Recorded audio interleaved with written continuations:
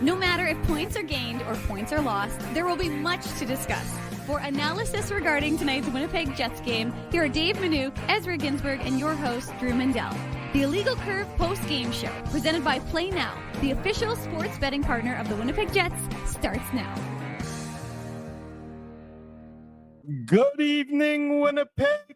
Good evening, Manitoba. And for all those joining us live at Boston Pizza on Taylor Avenue, they're a rowdy room if there ever was one, along with everybody joining us live on all of our social media channels. We welcome you to the Illegal Curve post-game show. Drew Mandel, Dave Manouk here at Boston Pizza, as he joining us live from the home studio on this Wednesday night.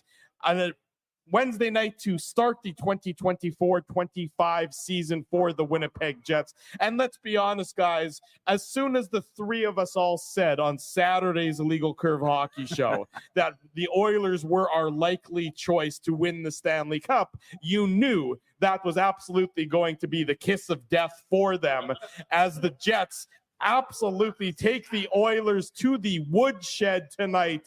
An unexpected just a stunning 6-0 complete domination by the Jets on the road in Edmonton. A great start to the 24-25 season for those who cheer for the team from Winnipeg. Ezzy, nice to see you distantly. I've been sitting next to Manouk for the last 3 hours or so. That's plenty of time, so I'm going to say hi to you right now. Yeah, hi to you boys as well. Hi to everybody who's still at Boston Pizza Taylor. You mentioned it's Wednesday night. It's actually Thursday morning at this point, boys, right? But unfortunately, I couldn't make it there. I had to do the daddy duty at home here with the kids, but watched the game in my River Heights basement. And let me tell you, I was pleasantly surprised, as I think most Jets fans are tonight. As you mentioned, Drew, stunning, really. I mean, and it wasn't just us boys that picked the Oilers to win the Cup. Did you see the Sportsnet predictions? I mean, it was like 90% Oilers to win the Cup, but obviously, I mean, the Jets were ready to go in this game, starting with that Mark Scheifele breakaway, even though he didn't score. But look, Lowry, Niederreiter, Appleton, I mean, they're obviously the story. Connor Hellebuck was really solid, and the Jets shut down the Oilers' big boys. Like, there was some speed and there were some chances, but for the most part, I mean, this game was over after, 30 or 35 minutes. So really impressive start to the season against, as you mentioned, Drew, the team that many people are predicting to win the Stanley Cup. So can't wait to get into it, because there were some pretty goals, a couple power play goals at the end, even though the game was already over at that point. But there's lots to like about tonight's season opener. Yeah, absolutely. A lot to like. Dave Manouk sitting next to me here at Boston Pizza on Taylor Avenue. This, of course, the Illegal Curve post-game show brought to you by our friends at Play Now. But a complete effort by the Winnipeg Jets. I mean, if you had said that, McDavid and Draisaitl, by and large, were relatively not noticeable in tonight's game, that's a testament to the performance of the Winnipeg Jets tonight, Dave. I think we've been talking about it throughout the course of this hockey game with the folks here at Boston Pizza, and I think the consensus from us, Drew, and from everyone is just that the bottom six of the Winnipeg Jets was noticeable, and that's a very good thing. Sometimes you say, well, if it's not noticeable, that's a good thing, but look, Rasmus Kupari draws 2 penalties, scores a goal, which is not something he's known for. No, didn't do it at all last year, so that's his first as a member of the Winnipeg Jets. The Lowry, Appleton, Niederreiter line was excellent. Connor Hellebuck was great when he needed to be, especially in that second period, the 38th shutout of his career. That game was a very good game, and it comes with the knowledge that the first line was noticeable but not spectacular. The second line was non-existent, and again, like I said, the third line was very good, and I thought the fourth line was very good. So from a Jets perspective, and the D was good as well. I got to give them credit, and I thought and it's one of the things that we talked about here when we were doing the show is just how well they played as a unit, as a 5-man unit.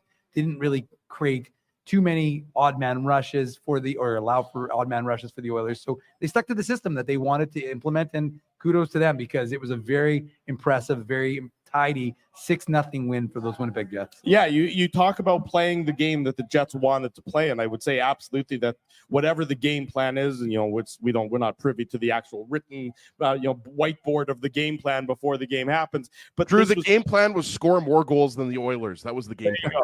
That's usually what the game plan is. You're right about that. But to be able to neutralize the Oilers' speed and not let them get that revved up through the neutral zone where you're on your heels when they hit the blue line with that rapid pace, that's when you get into trouble. When you play run and gun with the Edmonton Oilers, when you have to try and outchance them, that's when you get into trouble. And you certainly did not see any of that from the Winnipeg Jets tonight. Very much at one point during the game, Dave, you leaned over to me and said, "Look at this. They're playing the 5-man unit that they needed to play." And that's absolutely, really, they were in sync and they were in tune with one another. The forwards supporting the defensemen supporting the forwards. This is how Scott Arniel wants this team to look this season, Eze. Absolutely. And look, guys, it wasn't that long ago that the Jets defeated the Oilers in a 7-game series, right?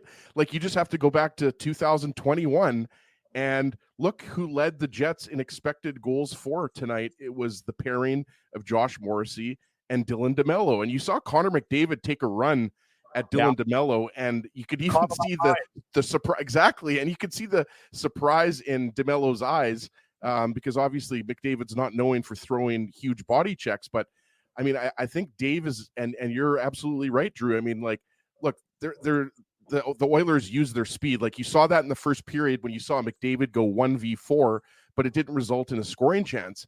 And it's not sexy to talk about defensive structure, but the Jets had their defensive structure tonight. And I thought, even though Fleury took a puck to the face that looked pretty scary there, and he was able to come back, but I thought Hayden Fleury and Colin Miller were really solid.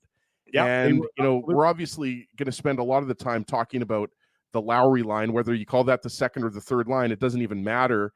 Calling it the first line now, Ezzy.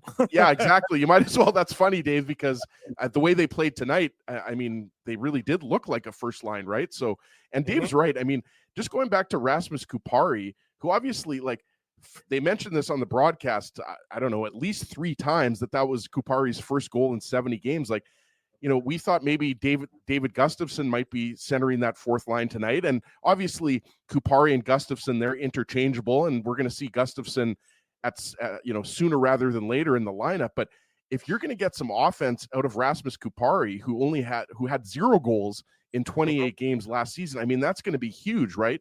We know that guys like Alex Iafallo and Morgan Barron, they can contribute offensively, but I mean, this was just a game. This was the template that the Jets like to follow. You get goals from a variety of sources, and obviously, Dylan Samberg is another guy that you don't expect to provide a lot of offense. I thought Samberg was really solid at both ends of the ice. In 30-plus games for Dylan Samberg tonight. Right. So, I mean, really, it was a team effort. And Dave's right. I mean, you just saw the Jets completely collapse on the Edmonton Oilers. And I liked how they were closing the gaps and all of that stuff that coaches like to see from a defensive standpoint. And obviously, the Jets were badly outshot in the third period, but that's score effects, right? The game's over when it's 5-0. So, this game pretty much went as good as it could have gone for the Jets in their season opener. So again, it's only one game. We're not going to start planning the Stanley Cup parade route, but I mean, against the defending Stanley Cup finalists, I mean, to beat them 6-0, and let's make no mistake about it, boys. I mean, this was a butt whooping. Yeah, it was absolutely a butt whooping. And you think about the game from the Jets' perspective, and here on the post-game show, we look at the entire performance. There's not really a lot that jumps out as something that you would say the Jets needed to improve upon. There's not, you'd really have to dig deep and really, be nitpicky to find an area that the Jets struggled in tonight's game. Sure, there were some situations where the breakouts weren't crisp, but that's just the nature of hockey. Not every breakout is going to be 100% effective. Not every breakout is going to look perfect, but anytime that there was an error, there was somebody there to alleviate the mistake, to prevent the mistake from being put into the back of the net, to rectify any problems before they became glaring errors. And of course, it's amazing. I don't think we've mentioned his name yet, and we're about 10 minutes or so into the post game show. When you got Connor Hellebuck there as the safety net, he didn't have to be great today. He made a few solid saves, nothing that you would describe as out of this world, but he was big and he was soft. And that's when Connor Hellebuck is absolutely at his best, when he's filling that net and the rebounds, just drop in front of him. I'm thinking in the course of this entire game, I remember maybe one rebound that was sitting there, and that's when DeMello came in and swiped it away from before McDavid could get his stick on it. Other than that, it was into Hellebuck's chest and Dave, and right down into his glove and covered up, and the Jets did a really good job of keeping Edmonton outside of the dirty areas. Yeah, big and boring. And look, the fact of the matter is that the players collapsed when they needed to. And so if there were opportunities, to your point, Drew, the team was there to support him. And I'm thinking specifically of the Josh Morrissey in the first period where the puck is loose and Morrissey blocks what would have been an easy probably tap in or an empty net goal. And then there's another play where Hayden Fleury, and the Jets are up 5-0 at this point. So really they're just trying to ensure that Connor Hellebuck can get his 38th shutout of his career. And they're still doing what they needed to do. So you liked, Ezzy, the hard work from the defense, the fact that, like, we were talking about it, at one point, the Canucks scored and they distracted me. But, the truth is that that Dylan Sandberg was playing the same amount of on ice time at one point as Josh Morrissey.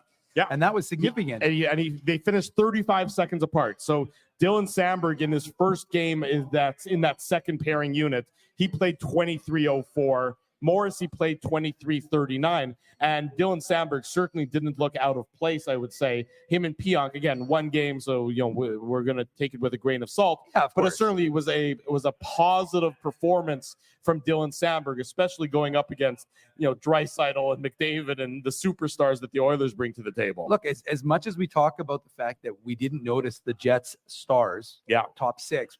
Except on the power play. Right, sure. But that's a little bit different. We're talking about 5-on-5. Yeah. We didn't really notice McDavid. I didn't really notice Draisaitl. I didn't really notice Hyman or Nugent Hopkins. I'm not suggesting that there weren't flat opportunities for those guys, right?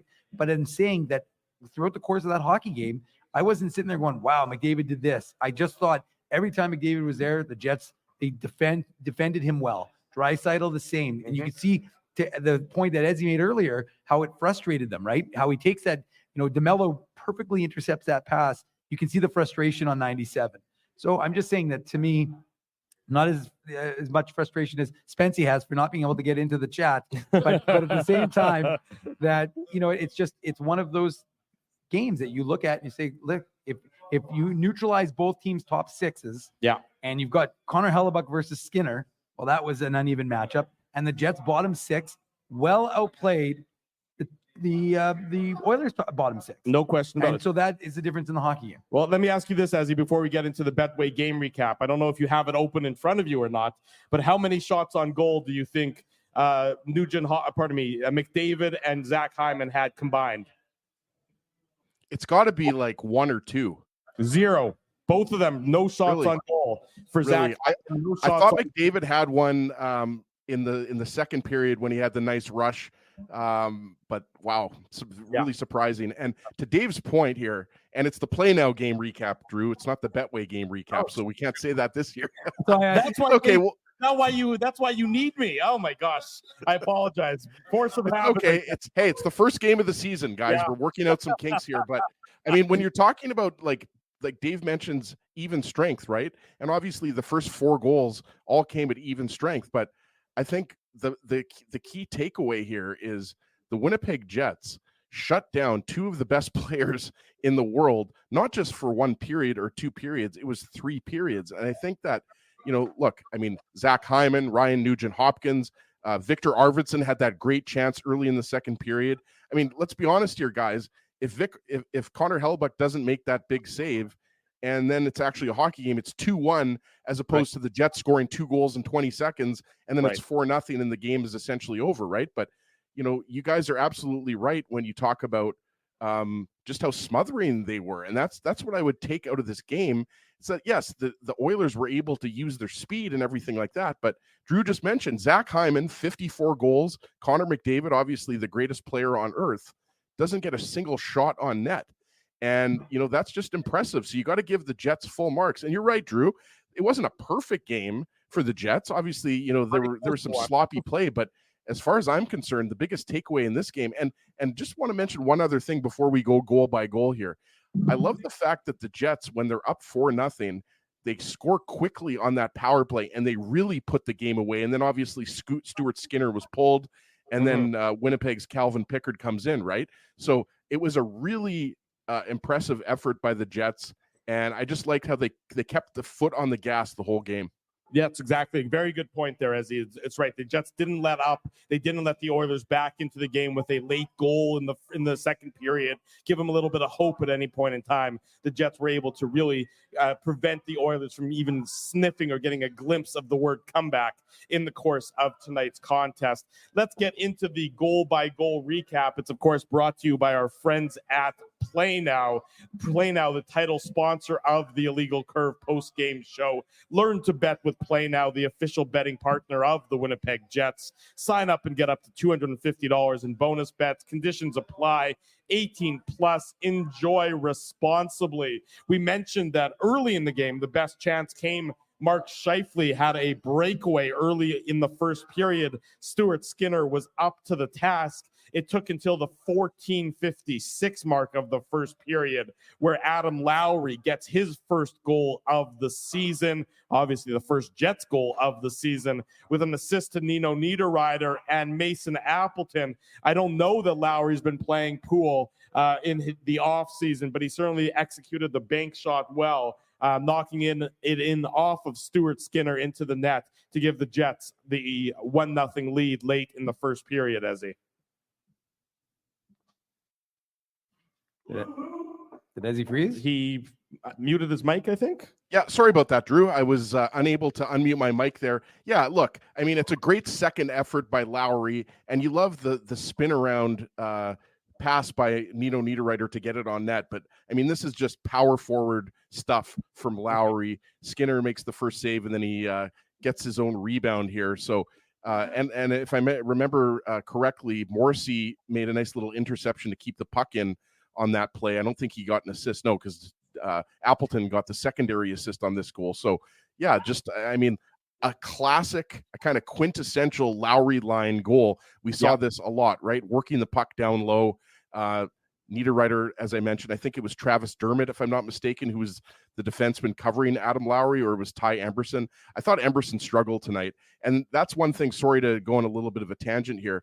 The Oilers lost a few solid defensemen. Let's not forget Cody Ceci. I mean, he's a guy that, he's not necessarily the biggest name, but Ceci was a guy that they lost in the offseason. And Ty Emberson is a guy that didn't have a lot of NHL experience. I think 20 games or something like that, former third-round pick. I thought he really struggled, especially when they were up against the Lowry line. But, yeah, just a great second effort by Lowry and just an overall good shift from that line. Yeah, that's where the Jets really won the game, is a lot of their depth lines. I mean, we got to stop calling the Lowry line a depth line, because they're the first line. They're the first line. They had almost as much ice time as the quote-unquote first line, and certainly far more than the third line, the Ehlers, Perfetti, Nemesnikov line, which struggled all game. The Lowry line is clearly the Jets' second option going over the boards. You should say that the Ehlers, Perfetti, and the Nemesnikov line is now the line that they expect the second most offense from, not the second most time on ice. Well, is that true even after tonight, Drew? Well, I don't know. That's a fair point. I think, yes, they still expect more offense from that line than they do the Lowry line. But that's where Calgary just beat Vancouver in overtime. Hell of a comeback for the Flames to come back all that way and win there after being down 4-0. Joe's prediction when they were up 4-0 was that this game was over. But it appears to not be over. Joe is eating his words right now. There you go. There's a lot. Want to say, boys, just one thing before we get to the next Appleton second goal. Love the fact that spin around pass from Niederreiter comes to Lowry and he has to kick it to his stick.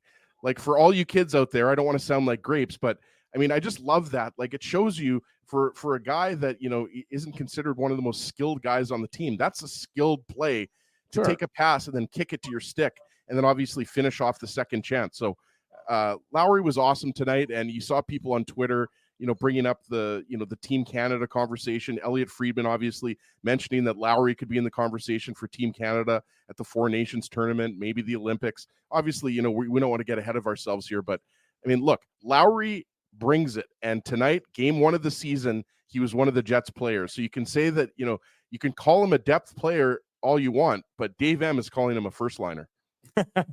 Jets made it 2-0 at the 18:35 mark of the first period. Appleton getting his first of the season. Niederreiter getting his second assist already. And Neil Pionk with the secondary assist.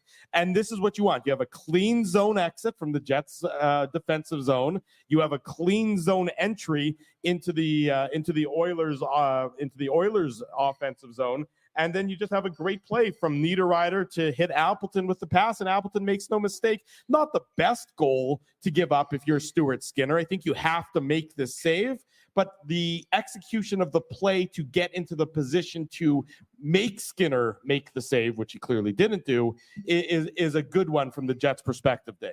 Yeah, well, I mean, again, there's a number of things that went right. Neil Pionk has the vision to hit Nino Niederreiter, who gets the advantage of the Oilers making a poor line change decision. I think both Draisaitl and McDavid were going off.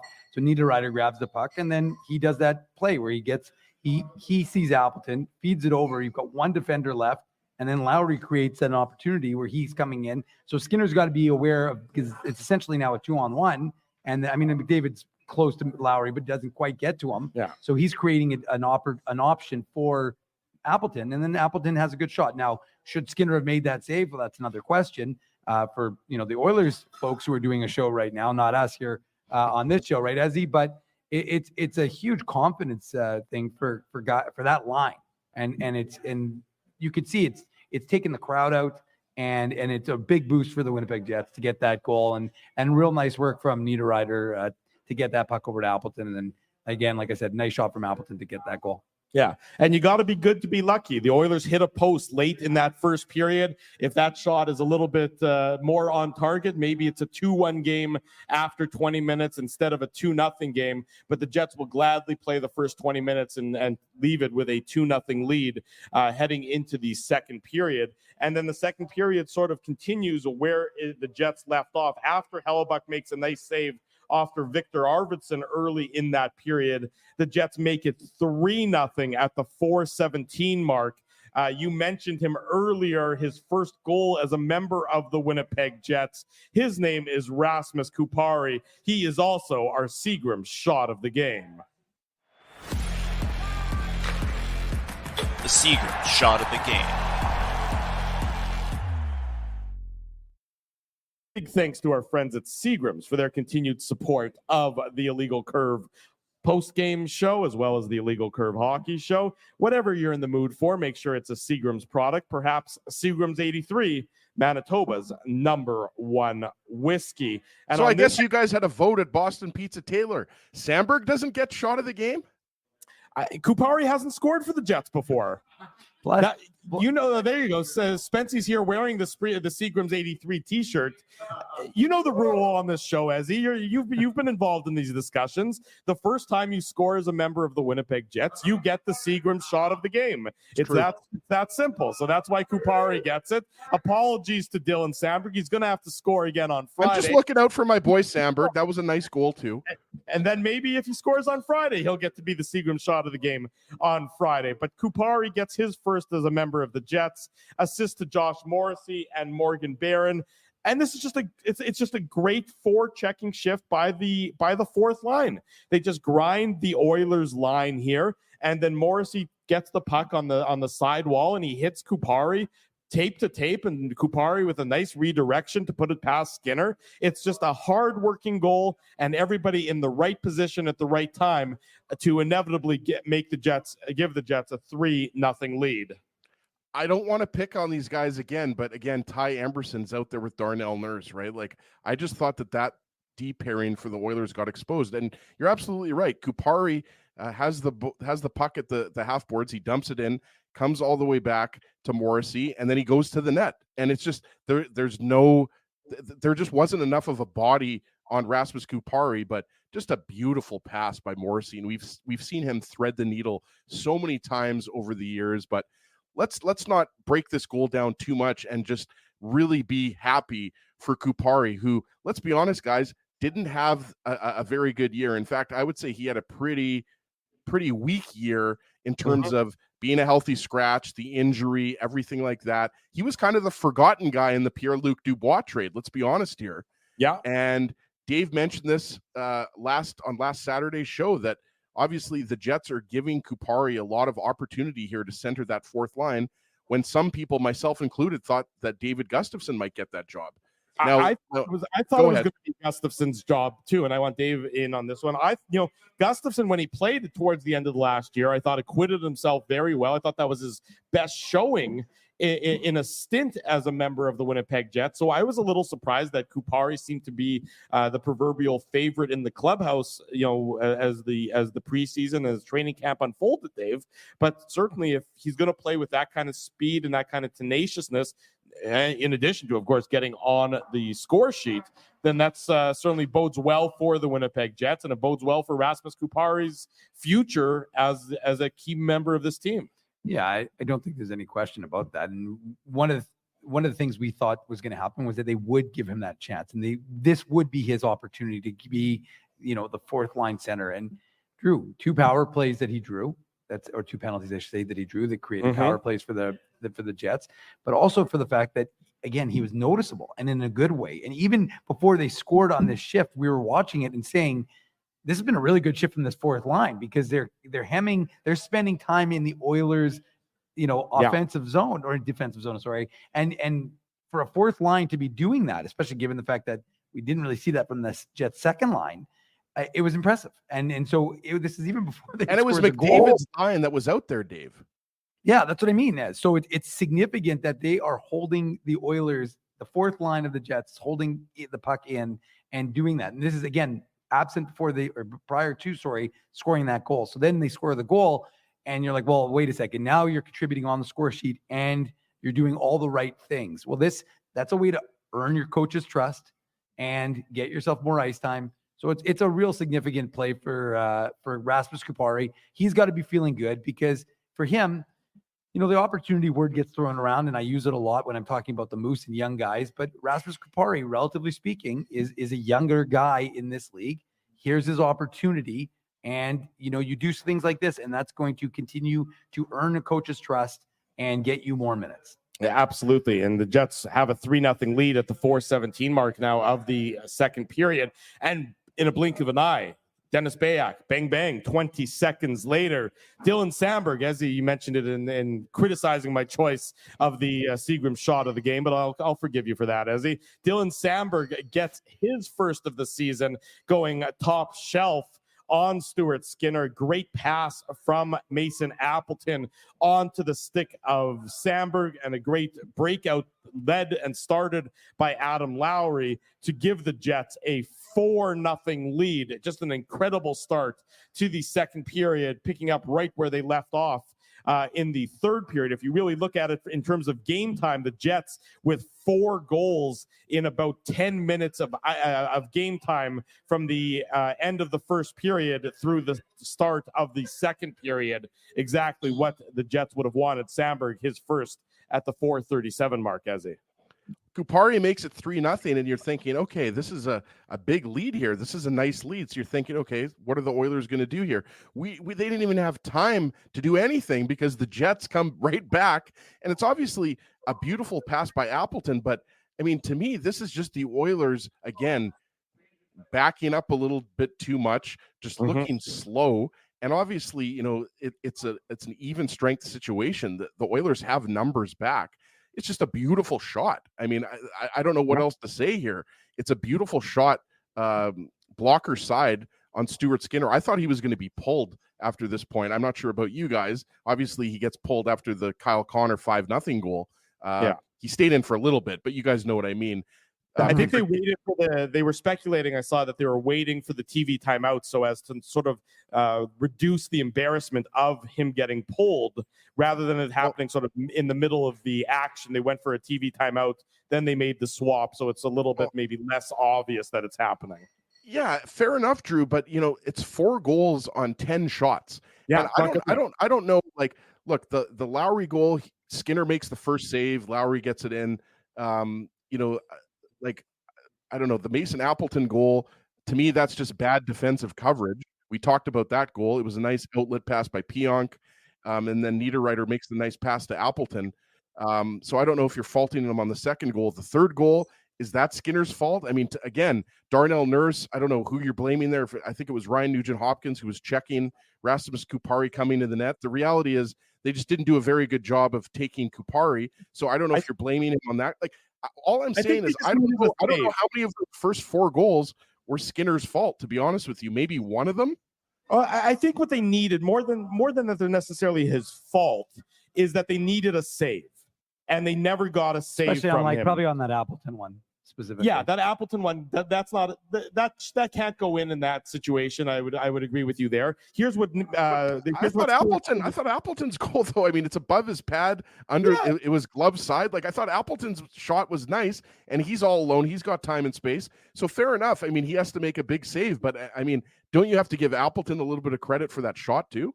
Yes, you do. I'm not saying that it was that it was a muffin or something that Skinner had to save. I just thought that the Oilers needed a save, and he wasn't able to give them one in the course of tonight's game. Here's what Stuart Skinner said post game. Quote, this is courtesy of Jason Greger, good friend of ours. This is off his Twitter feed. Quote, I'm not happy. I didn't read the play well. I think it was a bit too quick for me in how I played. I was too aggressive, and I will watch the video and work on some things. That's what Stuart Skinner had to say post-game regarding his performance tonight. The Jets are happy that he had a poor performance. The Jets are happy with their performance, as at this point in time, it's a 4-0 lead. Sorry, Drew. What I was trying to say is the Jets were playing that well. I guess that's what I'm trying to say here. Like, this wasn't a situation where, to me at least, you guys can disagree, but this wasn't Stuart Skinner letting the Oilers down or Stuart Skinner having a bad night. This was the Jets playing well. Yes, he could have come up with a few saves there. 4 goals on 10 shots, like we just mentioned. I mean, that's not good. That can't happen. All I'm saying is on those 4 goals, I mean, the Jets, there was a lot of good stuff that the Jets did leading up to those goals. Absolutely. By far and away, the Jets were the better of the two teams tonight. They're not taking one iota away from how the Jets played. This was an incredibly impressive performance against the defending Western Conference champions, against the team that most pundits, by and large, by an overwhelming majority, think are going to win the Stanley Cup this year. The Jets deserve full marks for their victory tonight. In really just sort of embarrassing the Oilers. You can use that word, but embarrassing the Oilers on their home ice in the season opener, a game where that you thought that the Oilers would be far more energetic for, and the Jets certainly just didn't give them any time or space to let them get their mojo on in tonight's game.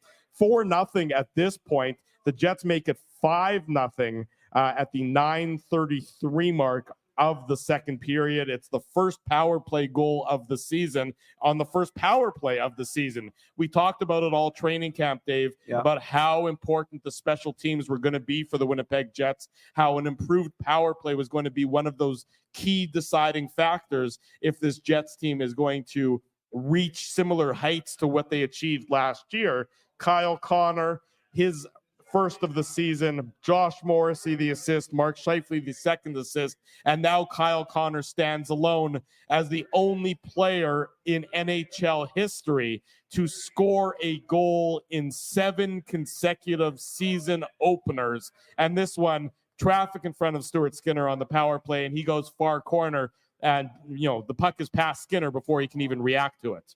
Poor Mud Brunto. 1940 to 1945. 6 straight season openers, but he is now stuck in second with Cam Atkinson and Yvonne Cournier. So, how do you get the nickname Mud, by the way? Well, we talked about that already, and we're not quite certain. But who talked about it? Well, his name. Well, we talked about it here. If you weren't here, it's it doesn't mean we didn't talk about it. It just means you weren't here to hear it. Well, how am I supposed to know you talked about it? I just said it. Dave's like, we talked about it. Yes, we did. I didn't say when we talked about it. Not on the show, obviously. Well, we is not me then. That's true. The royal we. Yeah, exactly. Anyways, the point, the key on this, and look, the game is over at this point. 5-0. Jets are taking this one home. It's just a question really of whether they're going to get the shutout or not. But the key was the movement, right? And that's what we've been talking about as the whole, of training camp, was just how crisp and how fast this power play, especially the power play one, has been playing. So for guys like, there's so many weapons, and you've got Velarde beside the net, you've got Ehlers in front of the net. Kyle Connor's shot is absolutely phenomenal. And again, like I said, nobody is sitting there. Like last year, they were too slow, they were too measured, and now it's a hot potato in a good way, right, Drew?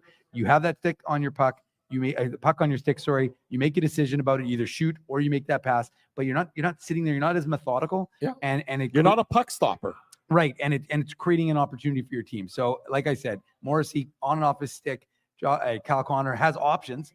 He can shoot it or he can pass it.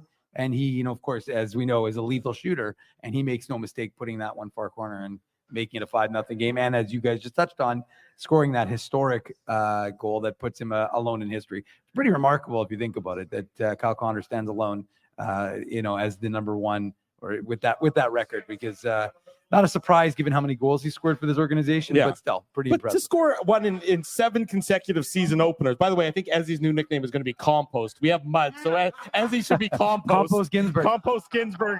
You can chime in anytime. I have not composted once in my life, but sure, I'll take it. We have a compost bin at home. It just sort of sits there more than anything. I'm not sure what it's accomplished, but we have a compost. But Drew, you're not supposed to snack on those banana peels after they're in the compost. I know, but they got all the flavor in them at that point in time.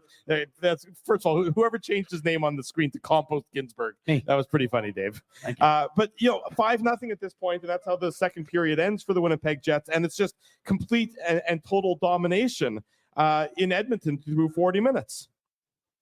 Yeah, and can we just go back to that goal for a second? Because I agree with what Dave said there. Look, we all know what good power plays are supposed to do, right? Like the puck movement, the pace, everything like that, options. But you had Gabe Velarde at the side of the net, and I think that's what stood out to me. Two things that stood out to me. Obviously, the Jets have a lot of skilled players out there. We've talked about this. It's kind of confounding that the Jets had the 22nd ranked power play last year, right? But I love how Connor uses Brett Kulak as a screen here, right? Because you watch, and I noticed that even live, sometimes you don't see it until the replay, but you could tell that Stuart Skinner didn't really get a good read on it, right? And again, I'm not going to fault Stewart's. Like, how many goalies are stopping that shot of Kyle Connors? Not many, right? But I just love how he used Kulak as a screen. I love how he kind of used Velarde at the side of the net to kind of almost, use him as a decoy, if you will, right? But I think it goes without saying, we'll get into the 6th goal here, but it's a good sign when, even though the power play wasn't the difference in this game, you still got 2 power play goals when you already had the game locked up. So I think that's just a good thing, because as you mentioned, we've been talking about this for weeks in the preseason and training camp. And, Dave M has been there a lot watching that power play. It's one thing, Dave, to score pretty goals in practice. It's another thing to do them against the Edmonton Oilers and their 94% penalty kill in the playoffs last year. Well, that's also it. You're right that the Oilers, everyone talks about the Oilers power play and how lethal it was. And the Jets did a good job neutralizing it, only taking the one penalty this game, the Kyle Connor slashing penalty late in the second period. So they stay out of the penalty box. He lost his Lady Bing opportunity. That's true. He did lose his Lady Bing on the, he set an NHL record and lost his Lady Bing chance in the same game. Very pretty good slash on Draisaitl. I got to be honest. I like that. Show a little bit of an edge there. Draisaitl's a guy who is certainly a big boy and not afraid to lay a little wood every now and then. So it's good to see Connor is willing to give it back just the same. But for speaking of the Oilers penalty kill, and Mark Stewart, of course, former member of the Winnipeg Jets, responsible for that penalty kill, and Mike McIntyre wrote about that today in the Winnipeg Free Press, an article you can read on illegalcurve.com. Not yet. Tomorrow you will. Okay. Well, tomorrow morning you'll be able to read it on illegalcurve.com. But my point is that the Jets, you stay out of the box against the Oilers' lethal power play, and you execute against the Oilers' very good penalty kill. So those are 2 very good things for the Winnipeg Jets to have done against the Edmonton Oilers, and they get that second power play goal late in the third period as Mark Scheifele, he gets on the board his first assist to Ehlers and Gabe Vilardi. It's just it's too easy, really, for the power play on this one. The Oilers had clearly were ready to go home. They weren't putting up much of a fight or doing much to prevent the Jets on this power play, but it's just a clean zone entry. And then Ehlers with the great pass and Scheifele with that high slot redirection, beating Calvin Pickard, and makes it 6-0 for the Winnipeg Jets. Well, obviously, you just mentioned the high slot redirection. I mean, it's just Mark Scheifele showing off his beautiful hands once again, but the controlled zone entry is something that was an issue for the Jets last year. And that's the thing too. Like, you don't have to be a hockey nerd to appreciate this, right? Like, the Jets power play, it's not just, where it's not just Nikolai Ehlers in the bumper slot. It's not just, where Gabe Vilardi is on the ice. It's everything. It's how you get in the zone. It's how you execute. And again, here, guys, I think it's that shot first mentality, right? And I've talked about this a lot. It's scoring earlier in the power play, not as early as the first power play goal, but it's, 35, 40 seconds in here. And, I love that, Ehlers identifies Scheifele's going to the net. And so instead of maybe, going back to Morrissey at the point, he hits Scheifele, who's breaking, and it's just a nice tip. And again, you love to see here, guys, that, the Oilers could have easily got a goal, a couple goals, garbage time here, and made this a little bit interesting in the third period. But the Jets get a third period power play opportunity, and they take advantage of it. So the Jets weren't messing around here. And again, it's only one game. And, we're not going to get too excited about 2 games or 3 games or 5 games or even 10 games.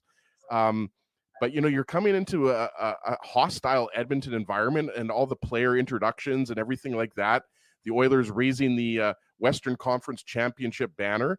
And the Jets went in there and, they stole the Oilers' lunch tonight. And it was really impressive. So I love the fact that the Jets, I mentioned this earlier, but I just love the Jets kept coming at the Oilers. And even though that power play goal was essentially meaningless because the game was already locked up, the Jets don't view it like that. They're going to try to score as many goals as they can.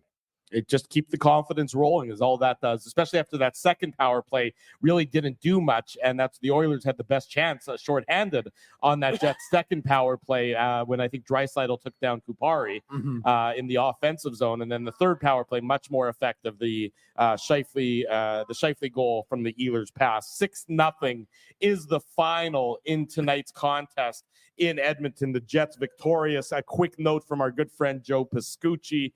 Tonight's 6-0 win by the Jets over the Oilers was the first time in Winnipeg Jets WHA 1.0 or 2.0 history that the Jets opened the season with a shutout. So a historic night all around for the Winnipeg Jets. We're live at Boston Pizza on Taylor Avenue, the Illegal Curve watch party. Spency's bringing the energy. There's others. There's others here too, but everyone's bringing the energy. Great party here tonight at Boston Pizza, Taylor Avenue. Drew Mandel, Dave Manouk, Ezra Ginsburg. It's the Illegal Curve post-game show, courtesy of our friends at Play Now. When we come back, some comments from the Winnipeg Jets dressing room, and we'll wrap up regular season post-game show 1 of 82. Stay tuned. Stay with us. Much more to come. Now it's a Thursday morning. The Illegal Curve post-game show rolls on. We want to thank you for not betting with Play Now and choosing our illegal gambling site instead. Because we couldn't afford things like this without your money. So much of your money. Now you might have questions like, Do our profits benefit your community? No. Or bet with Play Now, Manitoba's local legal and secure gambling site. Dining, entertainment, parking, and convenience, all in one spot. City Place is located in the heart of downtown Winnipeg, attached to the Canada Life Centre. Whether you're working, living, or out for a night in the downtown, make City Place your go-to destination before or after the fun finds you. Lunchtime, game time, anytime. Visit City Place at 333 St. Mary Avenue, next to Canada Life Centre. Holt Dental, the new official dentist of Illegal Curve, has a philosophy rooted in two unyielding principles: genuinely caring about patients and providing outstanding service. Being a patient of Holt Dental means more than just checkups and treatments. It's taking the time to listen and talk to each patient so they can achieve the best long-term health, functionality, and aesthetics for their teeth, mouth, and gums. Conveniently located at Grant Park Festival on Taylor Avenue, Holt Dental is dentistry of the highest quality in a comfortable and relaxed environment. For more information, visit holtdental.ca. Oh, and there's plenty of free parking at the front door, too. Celebrating its 40th year as Winnipeg's home for stand-up comedy, Rumors Restaurant and Comedy Club has recently been named Canada's top comedy club and a top 5 comedy club in North America. From birthday parties to date nights to fundraisers and everything in between, Rumors is your destination for the best and most affordable live entertainment Winnipeg has to offer. For more information on upcoming shows, Rumors' incredible promotions, and to purchase tickets, visit rumorscomedyclub.com. 12:30 Thursday morning. Welcome back to the Illegal Curve post-game show. Drew Mindell, Dave Manouk. We're live at Boston Pizza on Taylor Avenue, our home away from home for Winnipeg Jets watch parties, Illegal Curve watch parties, and live on location post-game shows. Another one coming up next month. We'll give you more information about that a little bit later on. I really liked all the analysis they did of the game during the intermissions. Well, it was the typical Sportsnet panel where they talk about anything other than the game that's being showed in front of you. It's like, which Canadian team is going to win the Stanley Cup after game one? How about none of them right now? That wasn't even game one. After game 1/3 of one. I was like, oh, that's really an interesting conversation we can have. Which team is going to win the Stanley Cup based on 30 minutes of hockey? Well, that's why let's pick the Oilers to win the Stanley Cup while the Jets are trouncing them. Yeah. Well, that's why we bring the analysis, they bring the nonsense. Also, guys, sorry you couldn't see this in the during the commercial break, but so I have my headphones on, obviously, as I always do, and I hear like a little kind of knock at the door behind me here. Ariella woke up. So Ariella is right now watching the highlights of the Jets Oilers game on the couch. But that's a first. I definitely didn't think either of my kids would wake up at 12:30 in the morning, but Ariella's up, and I'm going to have to go put her to bed in about 10 minutes. Yeah, if you need to deal with that there, Big Daddy, or Compost Daddy, as the case may be, you can feel free to jump off and do that. I don't think any of us will fault you for running out and putting your young child back to bed at 12:30 in the morning. So, yeah, that's fine. And we'll leave that decision up to you. Some really interesting comments. Sticking around. From Adam Lowry on Connor Hellebuyck. So first game, the first time Connor Hellebuyck opened the season with a shutout tonight, 6-0. Here's what Lowry had to say on Connor Hellebuyck, courtesy of our friend Murata Tesh of The Athletic. He's in Edmonton. I'm sure he'll have a great recap of the game as well on The Athletic. Quote, he's been so incredible throughout his career for us, and we don't expect any different. But under the circumstances, I think it's extra special, and I'm glad we were able to preserve the shutout for him. As we all know, Connor Hellebuyck had been away from the Jets, missed a couple days of practice, dealing with a family matter. We don't know the specifics, and we're not about to speculate on those. Doesn't matter. Clearly, it doesn't matter. A family matter is a family matter. Clearly, it's something that is the team is fully aware of, and the players were there to support their goalie when he has supported them so often through the years, being the backbone of this Winnipeg Jets franchise and really the backbone of the team's success. As Hellebuyck goes, so does the team. So I'm sure the players were thrilled to have the opportunity to be able to support him, given what the circumstances and everything going on. Yeah, and you do wonder if that played a role in maybe why guys were 5-0 and jumping in front of shots to preserve the shutout for him. But regardless of the reason, or if it's because they just wanted to maintain good habits and completely play a 60-minute game as opposed to taking their foot off the gas. And look, it was funny at one point in the broadcast, they made some comment about, well, we'll see what the Oilers can do. I'm like, the game's 6-0. The Oilers aren't going to do anything at this point. And if they all, or no, wasn't that what they could do? It was something to the effect of, Well, we'll see if the Oilers can bring the momentum, because the Jets, they seem to have the puck now. It's like, well, the Jets are now not nearly trying to do what they were doing, but they're still trying to maintain the structure. So that to me, boys, was what I like to see from the team, was that they didn't get away from it. They didn't allow the Oilers to have 7, 8, odd man rushes at the end of the game. They didn't break down, and because of it, Connor Hellebuck, and I'm sure it means something to him, right? I mean, I'm sure it isn't lost on him the way the team played for him and that they played for each other. And again, this is a team that, in my estimation, as someone who is around the team on a daily basis and watches what goes on, I think they're very fine having nobody have any belief in them. I think they're very fine. Well, so you talk about that. Sorry for interrupting. Here's Connor Hellebuck on the Oilers tonight, on shutting out the Oilers, because talk about that belief and expectations and things of that nature. Yeah. Quote, "They got a lot of expectations over there. Expectation can kill you if you don't know how to handle it. We came in with our mindset that we're going to stick to our game plan, and I think we executed it perfectly." So, I don't want to make a mountain out of a molehill here, but there's a little bit of spice to that comment from Connor Hellebuck, especially because I think he's talking about what you're saying, that everyone's expecting the Jets to regress. Yeah. Everyone's saying the Jets aren't going to match what they did last year. Yeah.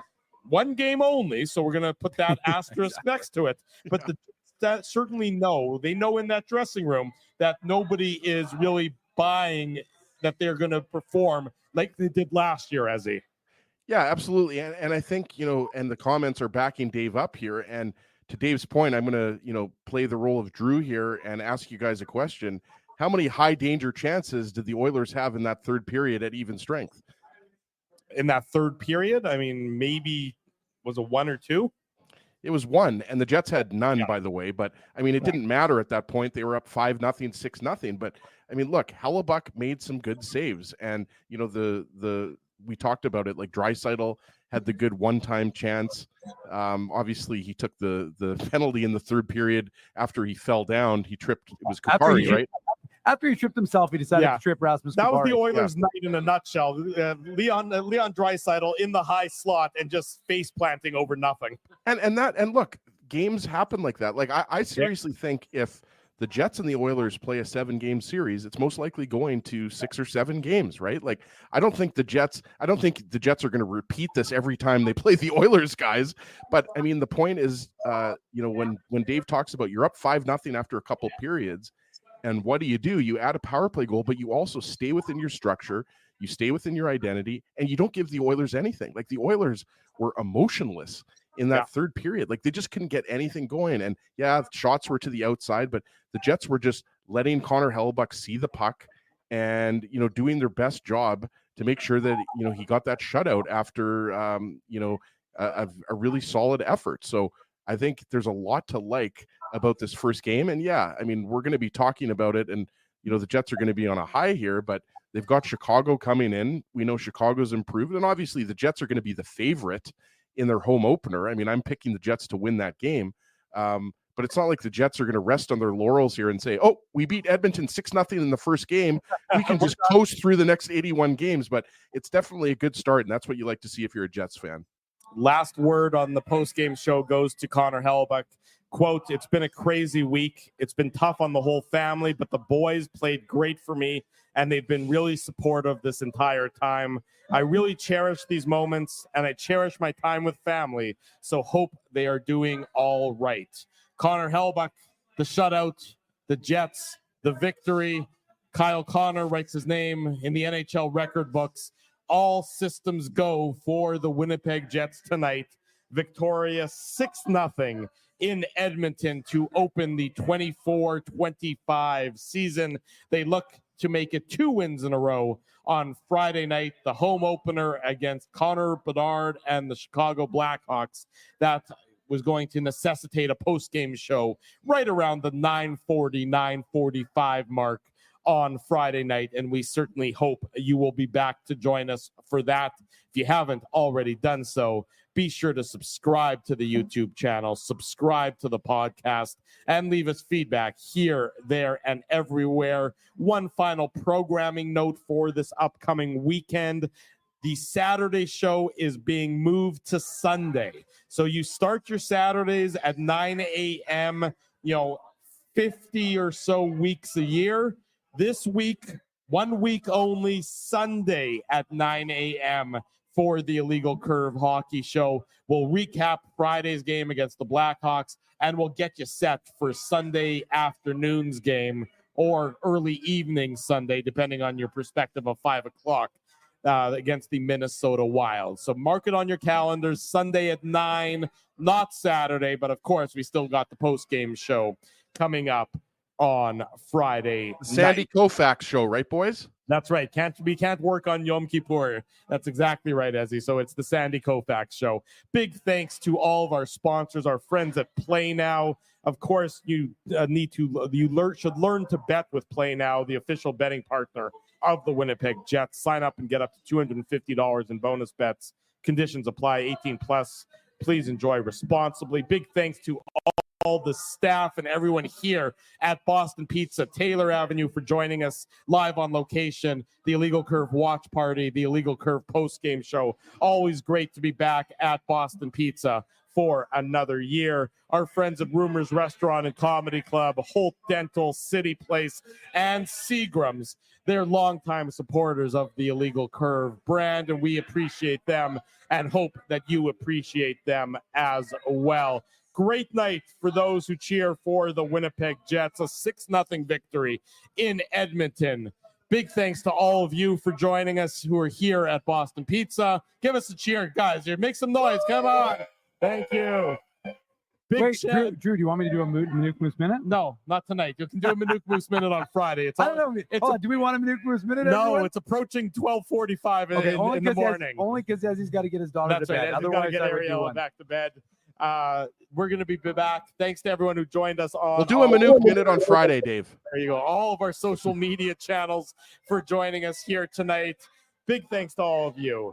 We'll be back Friday at 9:45 for the Illegal Curve post-game show. Until then, for Dave Manuk, for Ezra Ginsburg, I'm your host, Drew Mandel. We wish you good night and good luck, and thanks for watching the Illegal Curve post-game show.